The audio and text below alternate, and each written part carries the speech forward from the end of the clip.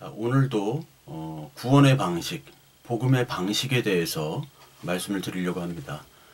다니엘서 2장을 보면은 느부갓네살 왕의 꿈을 해석하는 다니엘의 모습이 나옵니다.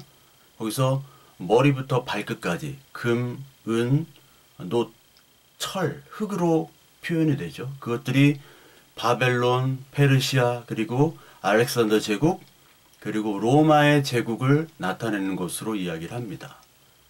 그러면서 다니엘이 어떻게 해석을 하냐면 거기에 손대지 아니하는 돌이 그것들을 다 부수죠. 그러니까 금부터 철과 흙으로 되어 있는 그 신상들을 다 부셔버립니다. 즉 제국들을 부셔버리죠.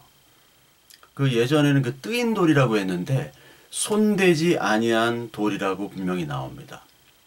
손대지 아니했다는 것은 인간의 힘이 실리지 않았다는 것이죠. 인간과 관계없다라는 것입니다. 뜨인 돌, 손대지 아니한 돌, 어디서부터 온지를 모르는, 즉 하늘에서 온 그 돌, 예수 그리스도를 사실은 상징합니다. 그래서 성경에서는 많은 돌이 나오죠. 반석부터 해가지고. 근데 이 반석이 바로 그리스도를 얘기하는 것이고, 모세가 반석에서 지팡이를 두드리죠. 그것이 예수 그리스도가 죄의 심판을 받는 장면이 바로 그 반석을 두드리는 장면이에요.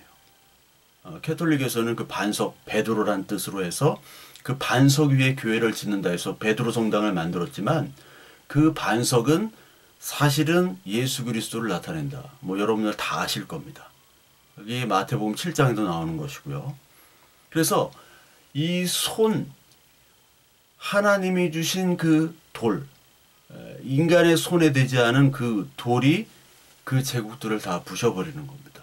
즉, 그 제국이라는 것은 바로 우리의 제국이고, 그리고 이 국가 권력이며 이 모든 자본 권력들을 얘기합니다.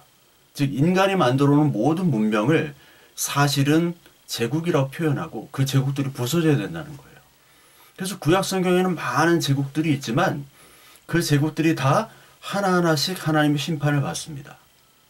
그것들이 인간의 문명사, 그리고 인간이 만들어 놓은 모든 그러한 문명 문화들을 다 나타내는 것이고 그것들이 부서져야 된다는 것이죠. 그래서 아브라함도 그 갈대아 우르를 떠난 겁니다. 그 문명 세계를 하나님께서 떠나라고 얘기하신 거예요. 즉 우리 안에 있는 제국들, 그리고 우리가 누리고 우리가 자랑할 만한 인간의 모든 문명들을 하나님께서는 부셔버린다는 거예요. 이거를 바로 계시라고 그러고 이거를 복음이라고 그래요. 기쁜 소식이라고 그럽니다. 근데 그게 어떻게 기쁜 소식일 수 있습니까? 없겠죠. 그건 기쁜 소식이 아니죠. 우리가 자랑할 것, 우리가 자랑스레 여기고 우리가 떳떳하며 그리고 우리가 노력한 모든 것들이 바로 여기 문명이 그 안에 함축되어 있는 것이고 우리의 개인적인 것, 국가적인 것, 그리고 우리의 단체, 이 모든 것들의 모습이 그 문명인 것인데 그것을 하나님께서 다 부십니다. 그것이 바로 구원이라는 거예요. 그러니까 복음을 얘기하면 많은 사람들이 그것을 기쁨으로 받아들이지 않아요. 인간이 만들어 오는 그 바벨탑을 무너뜨려 인간이 낸 이름들을 흩어버리는 역사가 창세기 11장인데 그것을 복음이라고 하기에는 인간이 그것을 허용할 수가 없죠. 그러니까 하나님께서 복음이라고 얘기하고 예수 그리스도께서 말씀을 전달할 때 많은 사람들이 무관심했습니다. 아니 그것을 대적했어요. 유대인들에게는 그들의 자랑할 것, 문명, 그리고 문화, 그들의 제국은 바로 예배당. 그들의 예배당이죠. 성전. 그들의 예배당은 성전입니다. 성전과 율법이었어요. 근데 예수님은 그 성전과 율법을 부시기 위해서 온 손대지 아니한 돌입니다. 인간의 죄로 때타지 아니하는 그 돌로 때려 부시러 오신 거예요. 그래서 늘 예수님은 성전과 율법주의자들에게 공격을 받고 늘 성전에서 얘기하시고 그리고 율법주의자들과 토론과 그리고 경론한 싸움을 하셨다는 겁니다. 왜? 그들의 문명을 부셔야지만이 구원을 얻기 때문에. 인간의 노력들, 인간이 하는 모든 행위들이 바로 함축되어 있는 유대인의 예배당, 그 성전과 율법을 부시지 아니하면 복음이 들어갈 수가 없는 거예요. 이것이 계시고 이것이 복음입니다. 근데 많은 사람들은 믿음이 없기 때문에 이 복음을 어리석은 것이라고 얘기합니다. 다 어리석은 것이, 인간은 무관심해요. 그래서 시편 118편에 건축자가 버린 돌이 진모퉁이의 머릿돌이 됐다고 얘기했습니다. 진짜 그 손대지 아니한 돌을 딱 갖다 주면요, 건축자들은 다 버린 돌이에요. 그걸 다 버립니다. 그 귀한 돌, 그 복음을 알아보지 못하고 그 복음이 나의 것들을 때려 부시러 오기 때문에 그것을 다 버리죠. 근데 하나님께서는 그것을 진모퉁이의 머릿돌로 삼아주셨다는 겁니다. 그러니까 하나님의 구원 방식과 우리의 복음은 같은 것이고, 이것은 손대지 아니하는 반석돌이 우리의 삶을 직격탄으로 날려버려야 돼요. 그렇지 않으면 하나님께서 주신 이 복음이 우리에게 계시로, 그리고 정말 기쁜 소식으로 받아들일 수 없습니다. 근데 이 타락한 우리들, 그리고 타락한 우리의 종교의 모습들은 그 기독교의 계시 복음을 종교화시켜버립니다. 종교화. 종교화라는 것은 다시 말하자면 인간이 만들었다는 것이고, 손대지 아니하는 돌을 다시 연장을 가지고 손을 대서 깔끔하게 정리를 하는 거예요. 그것이 죄악입니다. 그럼 우리가 가진 이 신앙을 정리도 안 하고 마음대로 허용해야 되냐, 그런 얘기가 아닙니다. 계시가 종교화가 된다는 것 자체가 바로 죄악입니다. 이것이 바로 종교화가 된다는 것은 율법주의가 된다는 거예요. 율법주의라는 것은 인과관계를 통한 인간의 종교를 얘기합니다. 내가 인풋을 하면 아웃풋이 나온다. 내가 열심히 노력하면 이것들이 된다라는 것이 바로 율법주의예요. 여기는 인본주의고, 인간의 힘이 그 중심에 있는 것입니다. 즉 인간이 주인인 것이 바로 율법주의예요. 언약 계시 이 복음이 종교화된다는 것은 하나님의 절대자, 즉 손대지 아니한 돌이 아니라 그 하강에서 내려와서 우리의 삶과 우리가 가지고 있는 가치관들, 우리의 제국들이 다 부셔져야 되는데, 이제 종교화된다는 것은 다시 인간이 하나님화 된다는 것. 하늘로부터의 하강이 아니라 인간으로부터 상승이 올라가는, 즉 내가 이제 하나님이다라는 것이 바로 종교화입니다. 지금 많은 교회들이 지금 종교화 돼버렸습니다. 그렇기 때문에 다른 종교와 똑같아요. 설교 똑같죠? 모든 형식들이 다 똑같습니다. 사탄 마귀는 하나님이 무너뜨린 것을 다시 세우려고 하는 거예요. 즉 인간이 세웠던 바벨탑을 하나님께서는 무너뜨렸는데, 그 마귀는 그 인간이 세운 바벨탑을 다시 세웁니다. 어떤 이름으로? 하나님의 이름으로, 예수님의 이름으로 다시 세웁니다. 여러분들이 은혜 받는다고 하는 많은 설교들을 보십시오. 그 설교들을 보면 고난 중에 감사하고 기뻐하라. 나는 사명자이기 때문에 하나님께서 인도하실 거다. 그 믿음을 가지고 이 어려움을 버텨라. 그리고 어떤 인물을 예를 들고, 그리고 이 인물대로 우리가 모범을 받아서 열심히 사명을 가지고 살자. 얼마나 좋은 말씀입니까? 근데 과연 무엇이 사명인지, 무엇이 은혜인지, 무엇이 복음인지에 대한 하나님의 말씀의 근거는 없어요. 그냥 잘생긴 어떤 목사님이 나와가지고, 또 어떤 분은 아주 인격적인 말로, 인격적인 아주 인자한 표정으로 그렇게 사람을 웃겼다가 또 울렸다가, 그랬다가 막 힘줘서 얘기하다가 또 점잖게 얘기하다가, 이 톤이 있습니다. 그 톤을 잘 해야 돼요. 막 세게만 얘기하면 안 되고, 또 막 부드럽게만 얘기하면 안 됩니다. 그것들을 잘 살리면요, 사람들이 은혜를 받았다. 근데 내 제국이 부서져야 돼요. 성경은 죄와 인간의 타락, 구원, 그리고 우리 하나님께서 주시는 부활, 이것들을 계속 얘기하는데, 그것이 빠지면요, 하나님 얘기를 하는 종교가 되어버립니다. 이것이 율법주의 종교예요. 다른 모든 종교는 다 율법주의 종교입니다. 이것이 종교화가 되어버리면요, 이것이 선전에 쓰이고 광고에 씁니다. 정치에 쓰여요. 어떤 종교인 개인적인 의견을 피력하거나 아니면 선전하거나 할 때 씁니다. 어떤 목회자가 무슨 주장을 하기 위해서는 그걸 사용하죠. 말씀을 통해서 사용합니다. 그래서 자기 주장을 관철시키려고 해요. 예를 들면 교회가 어디 이전을 한다.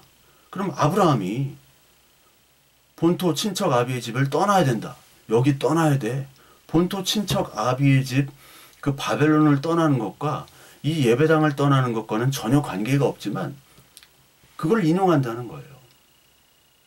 개인적으로는 모든 말씀을 자기 유익과 자기 합리화 쓴다는 것이죠. 그리고 이 계시 종교, 이 복음이 종교화가 되어버리면요, 이것이 대중적인 인기와 자본을 추구하게 되어 있습니다. 그래서 많은 교회를 볼 때, 야, 그 교회를 어떻게 평가하느냐? 맨파워와 머니파워를 얘기하죠. 그 교회 교인이 몇 명이야? 그 교회 헌금이 얼마냐? 건물 크기가 얼마냐? 이거부터 사실 교인들도 봅니다. 그게 크면 클수록 목회자와 성도는 어깨에 힘이 들어가죠. 그러니까 그것이 없는 사람은 뭐 아무것도 없는 목사로 여기지도 않아요. 그리고 스스로도 움츠러들고. 이 종교화를 타파시켜야지만이 우리가 진짜 죄로 죽은 자나 하나님께서 살리신 산자로 살 수 있습니다. 근데 산자로 선포됐음에도 불구하고 많은 사람들이 다 죽은 자로 살고 있어요. 그리고 종교화가 되면요, 이게 제도화가 됩니다. 교회마다 모든 이상한 제도들을 많이 해놨어요. 약관이 있고요, 법제도, 그리고 무슨 명령체계, 무슨 회사 같습니다. 옛날에는 그냥 청년부 이랬는데 무슨 또 국이래요. 청년국이라고 그랬다가 국 끓여 먹을 것도 아닌데 국이라고 그랬다가 무슨 부로 바꿨다가 쌤이랑 어디 갔다 오면 바뀌어요. 교회 제도들이. 이 제도화가 됩니다. 물론 이 제도화가 된 교회를 교인들이 되게 좋아합니다. 제도화가 안 된 교회는 교인들이 교회라고 여기지 않고 이상한 교회라고 생각하죠. 물론 제도가 필요하죠. 제도가 필요합니다. 근데 너무나 이 사회 시스템으로 그리고 명령 하달돼서 일사불란하게 움직이는 그런 모습의 제도화로 바뀌어버립니다. 이것이 종교화예요. 이것은 대중화, 인기, 자본과 광고, 선전, 정치를 떠받는 그런 필수 시스템입니다. 그러니까 교회를 시스템화 만드는 거예요. 진짜의 말씀은 손대지 아니한 도를 선포해야 되는데 손대지 아니한 도는 선포하지 않고 이것들이 선전, 광고, 제도화가 된 것으로 만드는 것이 바로 종교화라는 것이죠. 그리고 이 복음이 종교화가 되어버리면 율법주의가 되어버리면요, 이것이 전통화가 되어버리고 교리화가 되어버리죠. 전통, 쓸데없는 전통들이 많죠. 한국에. 어디 근거도 없는 전통들이 많습니다. 전통화가 되어버려요. 그리고 동시에 교리화. 무슨 이즘이다, 칼비니즘이다, 알미니즘이다, 많죠. 물론 칼비니즘의 5대 강령은 제가 성경에서 얘기하는 것이라고 저도 늘 얘기하고 있습니다. 그러나 이것이 너무나 교리화, 고착된 교리화가 되면 굉장히 큰 위험하죠. 성경 말씀을 교착된 교리화를 시키면은 이것이 바로 어떤 캐톨릭이즘인데, 그렇게 돼버리면은 우리의 성경에 그리고 하나님의 큰 뜻들이 인간이 만들어낸 철학 틀에 갇혀버리게 돼요. 너무나 심한 교리와도 경계해야 됩니다. 그리고 이 계시 복음이 종교화가 되어버리면요, 도덕 윤리화가 되어버립니다. 임마누엘 칸트가 실천이성 비판에서 누구를 끌어다 오냐면 하나님을 끌어옵니다. 신을 끌어다 와요. 왜냐하면 실천이성 비판에서는 도덕적 보편 법칙, 보편적 도덕 법칙, 뭐 똑같은 말입니다. 이것들을 칸트는 들여오거든요. 어떤 상황적인 도덕 윤리가 아니라 보편적인 것이 뭐냐. 그때 신이 필요한 거예요. 단지 신이. 지금은 모든 도덕 윤리가 상황화가 됐죠. 근데 보편적인 윤리 법칙으로 와, 이 사람은 칸트는 와, 하나님 믿는 사람인가? 근데 칸트 때문에 이 신이 도덕신, 윤리화신이 돼버렸어요. 그러니까 이단 중에 가장 참 극복하기 힘든 이단들이 깨끗한 이단들이에요. 도덕화, 윤리화된. 저 에미씨 같은 사람들 있죠? 에미씨. 이런 사람은 아직까지 못 받고 마차 끌고 그러잖아요. 농사 짓고. 깨끗하고 정직하고 그리고 이 세상을 밝게 하자. 이 세상이 칭찬을 받자. 도덕 윤리와 종교가 돼버리는 거예요. 그렇다면 세상으로도 도덕적이고 윤리적이고 이게 뭐가 나쁘냐? 근데 단지 그것에 멈춰 있습니다. 인간의 죄악들을 계속 얘기해요. 성경은. 너는 죄악된 존재이기 때문에 하나님 없이는 니들의 도덕과 윤리와 어떠한 경건은 다 거짓말이라는 걸 얘기하고 있는데 그거를 부정하는 거예요. 이게 성화주의로 가는 거거든요. 그것 자체가 어떠한 율법주의와 인본주의에 뿌리 박힌 그런 모습입니다. 그것이. 그래서 결론적으로 이 다니엘서 2장에처럼 손대지 아니하는 돌로 말미암아 우리의 제국들, 이 종교화된 모든 우리의 복음의 모습, 그리고 하나님의 말씀을 우리가 은혜 받았다고 하는 그런 모습들이 사실 다 원점에서 시작되고 다시 깨져야 된다는 겁니다. 사실 이 세상의 많은 교회들이 너무나 종교화가 되어 버렸어요. 제도화가 됐고요. 그리고 정치에 편중하고요. 너무 전통 교리화가 되고 도덕 윤리화, 사회화가 됐어요. 사회에서 자꾸 뭘 하려고 그래요. 교회에서 NGO를 만들고 뭐 선한 영향력을 하면 좋지만 선한 영향력 자체를 통해서 이 하나님의 말씀, 손대지 않은 돌이 약화되는 아이러니가 복음에 있어요. 이게 아이러니한 겁니다. 사회에 환원하고 사회 일들을 많이 할수록 복음의 진리가 점점 약해지고 있어요. 여러분, 하나님의 복음은 인간의 무관심이고요. 어리석은 것이고요. 그래서 사람들은 다 외면합니다. 그래서 사람들에게 외면받고 싶지 않아서 하나님의 나라를 확장하고자 하는 목표를 삼아 이 기독교 계시를 다들 종교화하고 있습니다. 종교해야지만이 사람이 모이고 사람이 좋아합니다. 그런 종교와 설교를 해야지 사람들이 은혜 받았다고 얘기를 해요. 그러나 이 시간 분명히 얘기하고 있는데 손대지 아니하는 돌, 그것만 우리는 증거하면 됩니다. 그것을 통해서 우리가 어떻게 깨져야 되고 우리가 얼마나 참 큰 죄인인지를 알아야 되며 그리고 말씀으로 다시 확인되며 그리고 그 말씀에 따라서 우리가 하나님으로부터 은혜와 사랑과 그리고 오늘 하나님이 주신 그런 이 말씀에 넘치는 은혜가 우리가 다 누리면서 살면 되는 거예요. 오늘도 이 금과 은과 놋과 철과 진흙으로 포장된 우리의 제국들이 손대지 아니하는 하나님의 말씀에 의해서 다 부서지고 깨어지고 종교화된 그런 복음의 계시들이 이제 하나둘씩 다 한꺼풀 한꺼풀 없어지는 그런 날을 기대하며 우리 기도하는 저와 여러분들 되길 바랍니다.